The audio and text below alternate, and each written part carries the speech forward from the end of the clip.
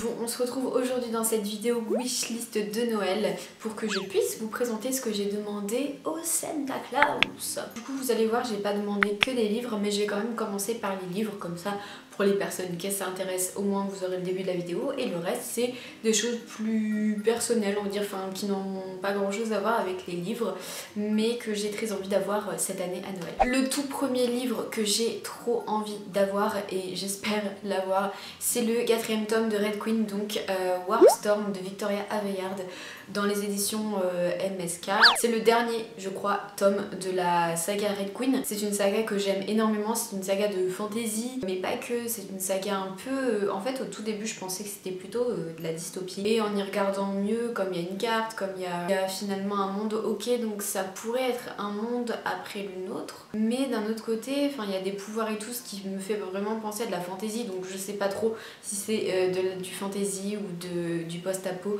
j'en ai aucune idée. Mais j'aime beaucoup cette saga, je la trouve genre trop bien et géniale, et j'adore les personnages surtout.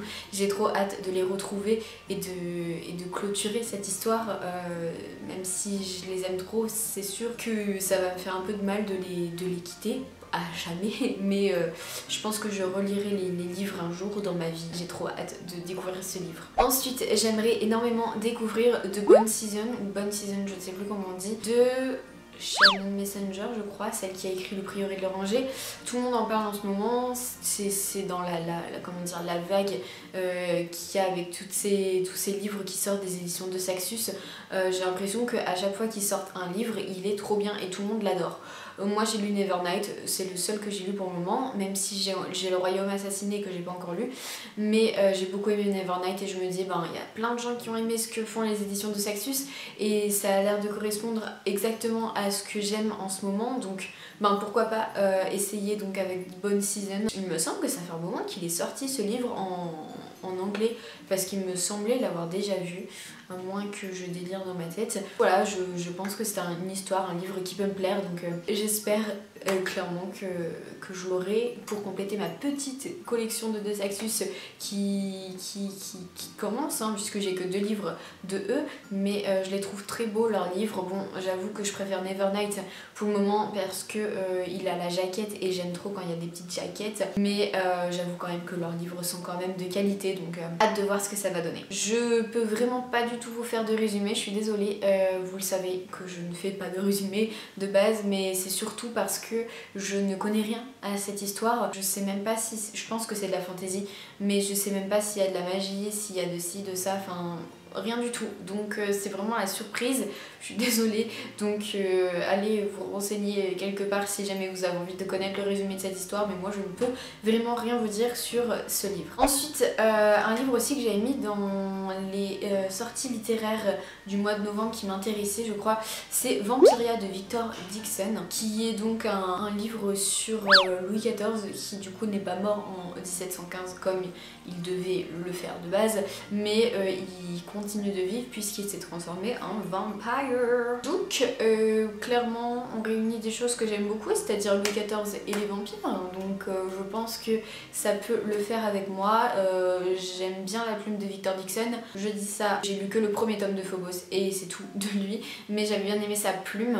Il faudrait que je continue Phobos d'ailleurs, il faudrait, en plus j'ai le tome 2, mais du coup voilà, je pense que Vampiria pourrait très bien le faire, et en plus il est hyper abordable, il est à 16 €, donc je pense que c'est plutôt top, parce que c'est vrai que ben là les deux que je viens de vous présenter sont quand même à plus de 20 €, donc ça fait un peu mal, donc c'est pour ça que je me dis pour des cadeaux de Noël pourquoi pas, mais dans la vie de tous les jours c'est vrai que ça coûte un peu cher quand même, donc voilà, en tout cas merci à la collection R de nous avoir fait Vampiria à 16 €. Ensuite, j'aimerais énormément découvrir La Fiancée de Kirakas. Kirakas, je l'avais adoré dans la sélection, franchement, que j'ai lu il y a 3 ans, oui 3 ans. J'avais vraiment adoré cette saga, j'aimais beaucoup sa plume, qui était assez simple, hein, mais qui me correspondait vraiment à ce moment-là, et j'espère que ça continuera à me correspondre. Donc ce sera la surprise, mais j'avoue que La Fiancée, je ne connais pas grand chose aussi sur cette histoire, donc je ne peux pas vous la résumer. Il me semble que ça a des airs un peu de la sélection, mais pas totalement puisque bon, sinon ce serait un tome de la sélection, hein, c'est sûr. C'est vrai que j'aimerais beaucoup le lire, me faire mon propre avis parce qu'il y a des gens qui sont un peu mitigés sur ce livre. J'avais vu des avis très courts sur Insta, mais à voir ce que ça donne. En tout cas, moi j'aime beaucoup déjà la couverture, hein, bien évidemment. C'est vrai que j'ai adoré la sélection et je fais partie de ceux même qui ont adoré les 2 derniers tomes qui font suite à la première trilogie de base. J'avoue que ouais, j'étais quand même à fond dedans, même si j'étais pas à fond dans le choix qu'a fait la personnage principale. Elle s'appelle Edeline, mais bon, bref, voilà, on s'en fout. Ensuite, j'aimerais beaucoup avoir à Noël Winter, donc le 4e tome des Chroniques lunaires de Marissa Meyer. Bon, j'ai pas encore lu Cress, ça ne serait tardé je pense, puisque j'ai lu Scarlet il y a pas longtemps, j'ai relu Cinder il y a pas longtemps non plus, et je me dis que ça pourrait eh bien, faire suite si jamais je décide de lire Cress d'ici la fin du mois, si j'ai Winter à Noël ou à mon anniversaire, puisque mon anniversaire tombe le 30 décembre, donc voilà, c'est à peu près la même chose. Donc c'est pour ça aussi que je me permets de faire une wishlist un peu conséquente, puisque bah je me dis bon bah j'ai Noël mais j'ai aussi mon anniversaire. Et donc qu'est-ce que je voulais dire du coup? Ah oui, Winter, je me mélange les pinceaux. Donc oui, Winter, j'aimerais beaucoup l'avoir. Il me semble que c'est un gros pavé celui-là, mais il faudrait déjà que je lise Cress, et je pense que je vais beaucoup aimer Cress, puisque j'ai beaucoup aimé Cinder, j'ai beaucoup aimé Scarlet, donc je suppose que ça va être pareil avec Cress et que je vais vouloir enchaîner les tomes, en tout cas je l'espère. Donc voilà, les Chroniques lunaires, je pense que vous savez un peu de quoi ça parle. Bon, si vous connaissez pas, ça commence avec Cinder qui en fait est un mi-robot mi-humaine, et elle vit dans une ville qui s'appelle New Beijing. On est dans le futur en fait, c'est de la science-fiction post-apocalyptique en gros, quelque chose comme ça. J'avoue que je suis pas au top sur le genre des Chroniques lunaires, c'est de la science-fiction on va dire. Et en fait il y a une maladie qui s'appelle, je sais plus comment, j'ai oublié, il y a une maladie qui se propage et qui tue une partie de la population, donc voilà, enfin il faut réussir à trouver un antidote, et Cinder elle est miraculeusement immunisée contre cette maladie, donc on va essayer de deviner pourquoi, tout ça, enfin bref. Il y a plein de petits mystères et hyper intéressant, il y a une petite romance, puisque bah, que serait du young adulte sans une romance, hein, j'ai envie de dire, mais ça fait du bien d'avoir un petit peu d'amour dans un livre, et de voir aussi que le livre n'est pas porté que sur ça, donc ça c'est cool. Ensuite on passe à 2 mangas que j'ai envie d'avoir, puisque là je me dis, bon bah mon petit frère qui a pas un énorme budget pourra toujours m'acheter un livre, un manga, hein, parce que c'est quand même plus abordable que par exemple Warstorm, des livres qui coûtent plus de 20 €. Mais du coup j'aimerais beaucoup avoir le tome 3 de l'Atelier des Sorciers, puisque j'ai le tome 2, enfin je me suis acheté le tome 2 au mois de novembre, et du coup ben c'est vrai que j'aimerais bien continuer, puisque bon j'avais dit que j'allais faire un no buy challenge, en gros que j'allais ne pas acheter de livres en décembre, sauf que hier je me suis promenée en ville et j'ai trouvé le tome 4 et 5 de l'Atelier des Sorciers à 5 € pièce, donc ça m'a fait 10 € les deux, donc clairement je ne pouvais pas passer à côté. En plus c'était une petite boutique qui vendait des affiches, et je les ai vues de loin, je fais oula, alors attendez, je vais aller vérifier si c'est bien ce que je crois.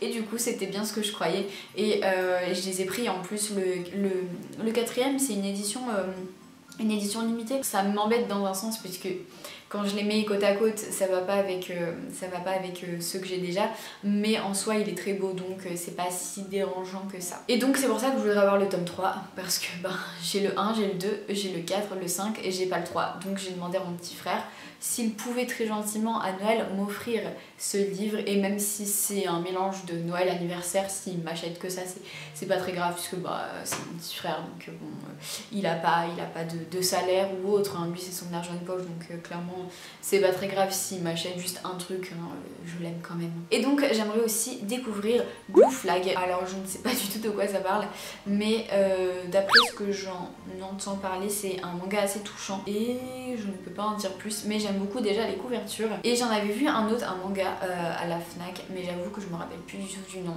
Et ça m'embête puisque ça avait l'air d'être bien, sauf que je l'ai pas pris parce que je crois qu'il n'y avait pas le tome 1. Mais c'est vrai que je sais pas pourquoi, mais en ce moment j'ai envie de lire plus de mangas, de découvrir un peu plus ce style littéraire, puisque ben j'avoue que je lis pratiquement pas énormément de mangas. Par contre les notifications ça vient de 2 secondes. mais en fait je pense que c'est juste parce que j'ai pas encore trouvé ceux qui me plaisent et pourquoi pas voilà découvrir les livres que tout le monde aime. Si tout le monde les aime, je suppose que moi en bonne moutonne que je suis, même si moutonne ne se dit pas, je pense que je réussirai à les aimer aussi, donc pourquoi pas. Et donc on en a fini pour la partie livre, donc si jamais le reste ne vous intéresse pas, n'hésitez surtout pas à quitter la vidéo, mais en laissant quand même un petit like, ça fait toujours plaisir, vous le savez. J'aimerais beaucoup avoir à Noël, et je sais que je l'aurai celui-là, le dernier CD de Vianney, puisque je suis très fan de Vianney.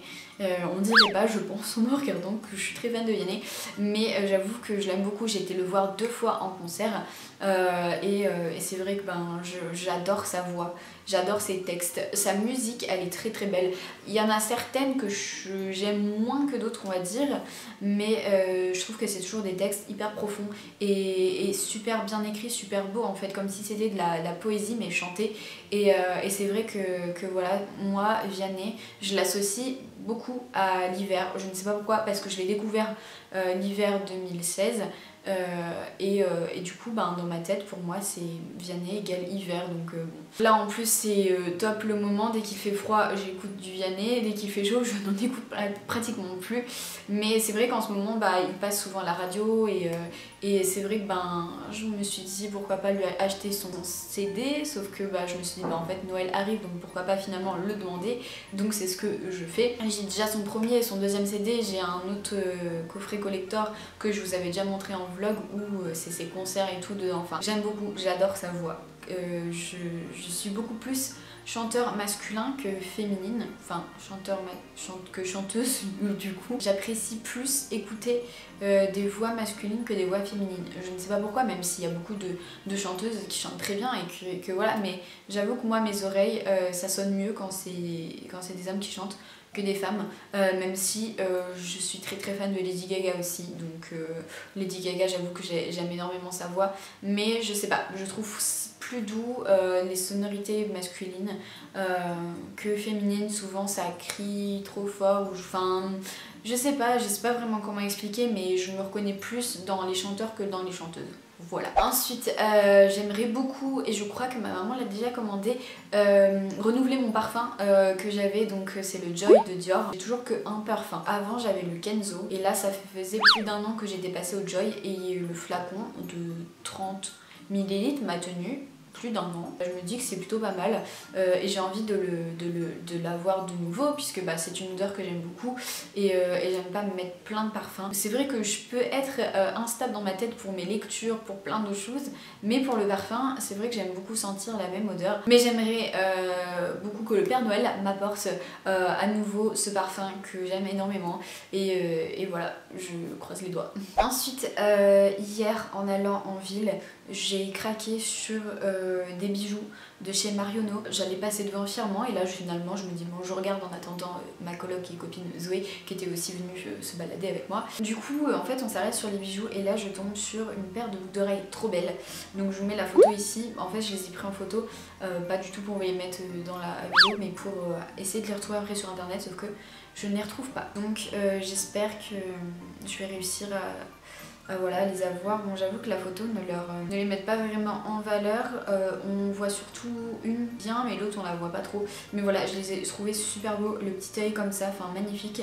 Il y a aussi ce collier qui va avec, pareil, qui est trop beau je trouve, avec un lapis lazuli et je le trouve magnifique, et il y a aussi ces autres boucles d'oreilles ici donc qui correspondent aussi au collier. Bon, j'avoue qu'à sortir son collier et ses boucles d'oreilles c'est pas tip top, mais c'est vrai que pourquoi pas avoir une belle paire de boucles d'oreilles, puisque là tout de suite je n'en porte plus. J'ai perdu ma boucle d'oreille hier, une de mes 2 boucles d'oreilles, donc ça m'attriste un petit peu puisque c'était mon père qui me les avait offerts quand j'étais au collège et je les avais rangées dans une boîte, et c'est vrai que récemment je les avais ressorties, et hier en me touchant l'oreille je me rends compte que j'ai perdu ma boucle d'oreille et j'étais là genre oh putain, j'ai regardé un peu partout mais j'ai pas trouvé, donc j'ai enlevé la deuxième pour pas que ça fasse bizarre, mais ça m'embête un petit peu, donc c'est pour ça que j'aimerais bien avoir une autre belle paire de boucles d'oreilles, mais pas mettre trop cher dans des boucles d'oreilles puisque ça m'arrive très souvent de perdre mes boucles d'oreilles, c'est trop chiant et ça fait 1000 fois que je dis le mot boucle d'oreille, mais en fait je sais pas si vous voyez mais j'ai 3 trous sur mes oreilles. J'avais 2 petites boucles d'oreilles ici et la même une que j'ai encore ici et une autre là, enfin bref c'était des émeraudes et les autres c'était des rubis. Donc voilà, sauf que je les ai tous perdus sauf une. Donc ça m'embête un peu, mais c'est la seule survivor pour le moment. Voilà pour ma wishlist, j'espère que ça vous a plu. N'hésitez pas à me dire ce que vous avez commandé au Père Noël. Je serais très curieuse de savoir quels sont vos désirs pour ce Christmas. J'espère vraiment que ça vous a plu. Si ça vous a plu, un petit pouce vers le haut, ça fait toujours plaisir, vous le savez. N'hésitez pas non plus à vous abonner à la chaîne si ce n'est toujours pas fait. Et moi, je vous souhaite de très bonnes fêtes de fin d'année et je vous fais de gros bisous.